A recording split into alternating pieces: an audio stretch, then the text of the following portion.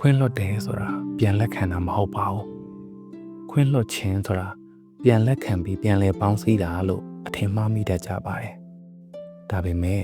စစ်မှန်တဲ့ခွင်းလွတ်ခြင်းဆိုတာကိုယ်စိတ်ကိုလေးလံစေတဲ့အမုန်းတရားတွေနာကျင်မှုတွေကိုလွတ်ချတာပါ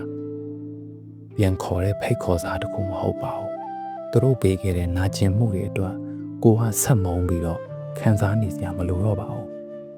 ရင်ထဲမှာတိုက်ဆောင်ထားတဲ့လေးလံနေတဲ့ဒေါသတွေကိုစွန့်လွတ်လိုက်တာကိုပေါ်ဖဖို့အတွက်တတ်ပါခွင့်လွတ်နိုင်သွားတယ်ဆိုတာခမည်းတော်တစ်ချိန်လုံးကနာကျင်စေခဲ့ဘူးတဲ့သူတွေပြီးခဲ့တဲ့တန်ရာတွေကခမည်းဘဝကိုဆက်ပြီးနှောက်ယှက်ခွင့်မပေးတော့တာကိုပြောတာပါခမည်းဘဝတွေကိုအဲ့ဒီလူတွေနဲ့ပတ်သက်တာကောင်းတာဆိုးတာဘာကိုမှဝင်ခွင့်မပြုတော့ဘူးလို့ဆုံးဖြတ်ပြီးတော့တကားပိတ်ပစ်လိုက်တာပါကိုလွတ်မြောက်ဖို့အတွက်သူတို့ခွင့်လွတ်လိုက်ပါဗျာဒါပေမဲ့ကိုခက်ခဲတိဆောက်ထားရတဲ့ငြိမ်းချမ်းမှုလေးကိုကာကွယ်ဖို့အတွက်နာကျင်စေတဲ့သူတွေရဲ့ရောင်ဝန်းနေတော့အပီးထွက်ခွာပလိုက်ပါငြိမ်းချမ်းပါစေဗျာ